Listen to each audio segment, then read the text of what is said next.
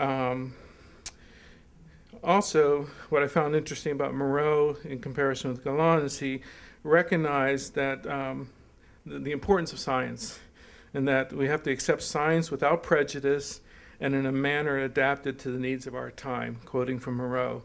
And this is at a time where you had a Catholic Church that was really withdrawing from the world and withdrawing from science. They were going into sort of a fortress mentality. They were very fearful of this Enlightenment period. So Moreau was found himself often caught between two worlds. He was often passed off to be a wild Democrat, almost a communist, a representative of the people, and then at other times, because he worked with the government structures, he was viewed by, as a royalist and teaching anti-Republican ideas. So he had to chart a middle ground between these two extremes, one that was very pro former monarchy, and now very liberal Republican leaning. And this is something I find also similar to in Gulen's experience, so kind of taking a middle ground between the two extremes of religious expression. For Moreau, the purpose of education was to instill the values of the Christian faith. The light of the gospel will dispel the darkness of our times. Its morality will influence our manner of life, and justice will reign, quoting from Moreau. Moreau really promoted an active pedagogy. In his instruction to educators, written in 1856, he says, to what end would it serve the students to know how to read, write, calculate, and draw, or to possess some notion of history, geography, geometry, physics, and chemistry, if they were ignorant of their duties to God, to themselves, and to society, or if, while knowing them, they did not conform their conduct to that knowledge? It is up to you, then, to teach all that to your students and to get them to practice it as much as is in your power. Moreau did not advocate a retreat from modern studies or discovery, but questioned their relevance if they were not directed to the service of the common good. And they were oriented toward a Christian understanding of resurrection and an option for the future. Moreau recognized that out of his faith, that there was a future that we work towards, and that we are asked to act. And that sounds familiar from what we've heard earlier about Gulen and his teachings. The task, according to Moreau, was to prepare youth with all its lights and virtues to come to the aid of modern society, a society molded by revolutions. In addition to inculcating the law of duty and the principles of faith, we must provide the child's intelligence with all the instructions needed to pursue the different careers he may be called upon to follow. I think you hear Gulen, very similar teachings from the voice of Gulen that we've heard earlier today. France was a country that was trying to recover out of conflict, and they needed a trained, educated populace, and which had been neglected for many years. I think Gulen would inspire a similar but different movement. Unlike the Congregational Holy Cross, which is this formal body, those who adhere to the teachings of Gulen have a less formal structure. You don't have a hierarchy, in a sense. And I think that can be advantageous at times. It allows you to, again, an important aspect of interfaith dialogue is you have to deal with the people that you're with in the room at the time. I'll put it that way. I can't worry about dialogue with people that are in California. You are who I'm with today. So that's who my context is for this morning. Gulen, influenced, as we've heard, by the philosophy of Rumi, sought a life that seeks to live out shared aims in a larger social context. Gulen's quick to point out that he has no schools, but that the schools embrace the educational vision of Gulen are established by individual agreements, as we said.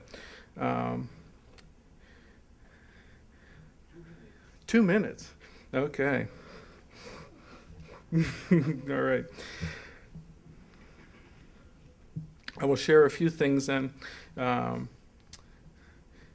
In service of dialogue, I think the things that we can learn from these two men is that their life experiences. Basil Moreau grew up in 18th century France. He probably was not thinking about interreligious dialogue unless it was with French Protestants. But I think we do have things to learn from him. They both responded to the conditions that they encountered. And context is very important if we're going to act. We act within a particular context. And borrowing from a Catholic phrase, we respond to the signs of the times. They were not isolated in their respected worlds.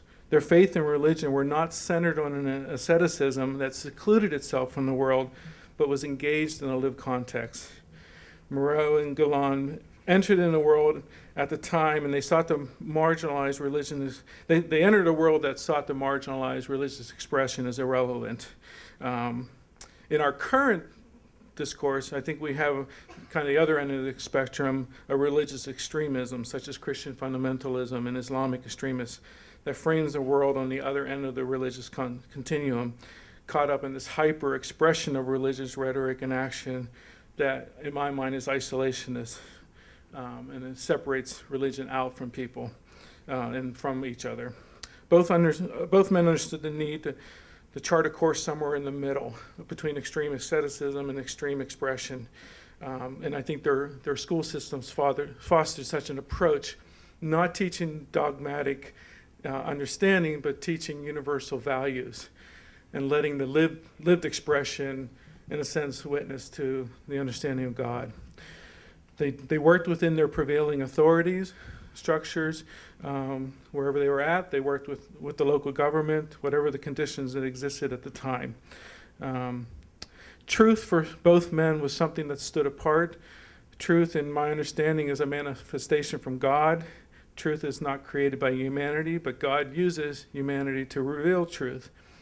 And in the work of dialogue, we must be open to such a truth, particularly a truth that's not evident to us in our own understanding. Both Moreau and Gulen demonstrated this in their approach to the sciences, which was not, in their mind, viewed as a threat to the existence of God, but as a revealing of God within the creation, which I think addresses a gentleman's earlier question. So for the purpose of dialogue, such an understanding eliminates the entanglement that needing to be right, a focus of so much of the political and religious discourse today. We can eliminate that. If we were just open to truth, we don't have to, our identity is not centered on our point being correct, whether it is or not. Interreligious dialogue must be practical. Most people on the street do not have the time or the resources to engage in dogmatic debates and ascetic seclusion and discussions. They live in a world of their own context, usually focused on economic survival for their families, leaving little time for the subtle nuances of dogmatic discussions and theology.